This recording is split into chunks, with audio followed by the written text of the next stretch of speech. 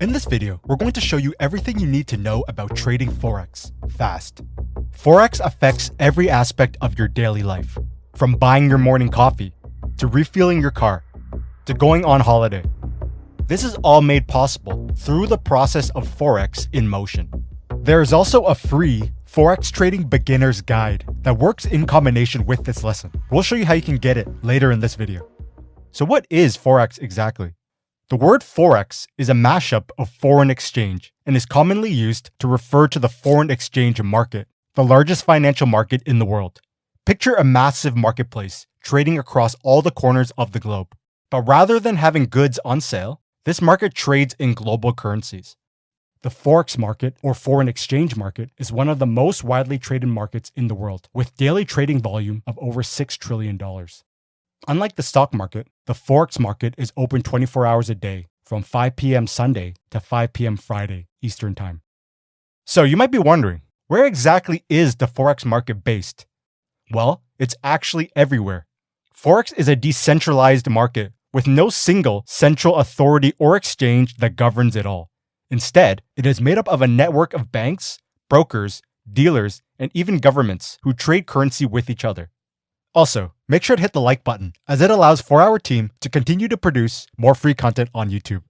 Let's now go through some of the key concepts you must know. Currency abbreviations. Each currency is represented by a 3-letter code called an ISO code. Here are some of the main currencies traded. USD is the US dollar, also known as simply the dollar. AUD is the Australian dollar, also known as the Aussie. NZD is the New Zealand dollar, also known as the Kiwi. EUR is the euro. CAD is the Canadian dollar, also known as the CAD. GBP is the British pound, also known as simply the pound.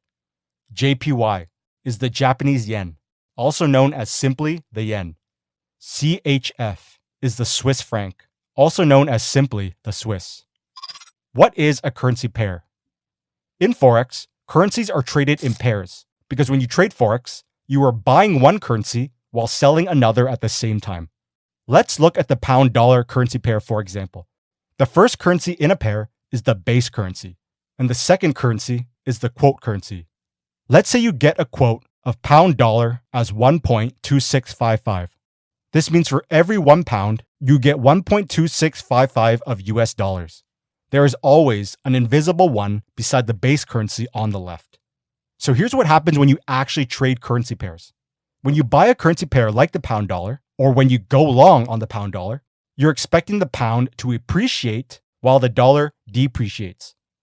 When you sell a currency pair like the pound dollar, or when you go short on the pound dollar, you're expecting the pound to depreciate while the dollar appreciates. Major currency pairs. These are the major currency pairs, which all include the US dollar, as the US is the world's largest economy. Starting out, we recommend sticking to trading major currency pairs, as they are the most liquid, meaning you can get in and out of positions easily and fast, and with tighter bid-ask spreads. What is a pip?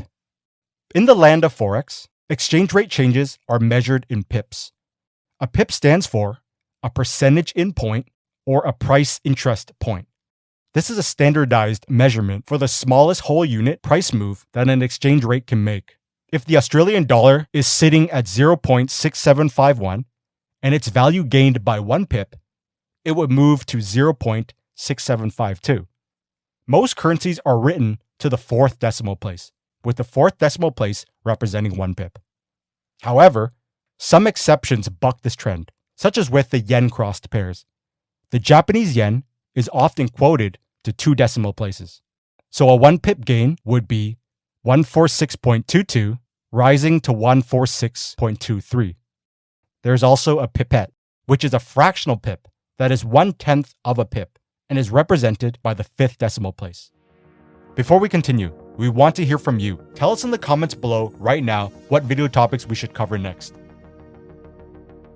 As always, please hit the like button, as it allows for our team to continue to produce more free videos on YouTube. Lot sizes. In Forex, positions are usually measured in lot sizes. A standard lot represents 100,000 units of the base currency. A mini lot is a tenth the size of a standard lot and represents 10,000 units of the base currency. A micro lot is 1,000 units of the base currency. And a nano lot is 100 units of the base currency. Bid, ask, and spread. Each transaction has a bid and an ask price. These two prices form the basis for trading on the Forex market. When you're looking to buy an asset on the Forex market, you will pay the ask price for the base currency.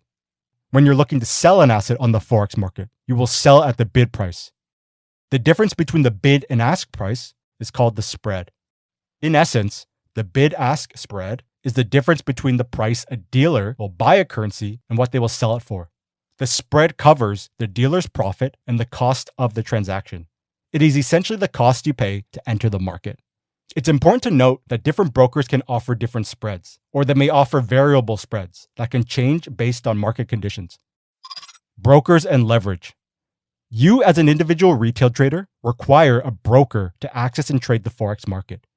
Brokers provide leverage, which is you using borrowed capital from the broker to trade much larger positions than you otherwise could with the amount of money in your account.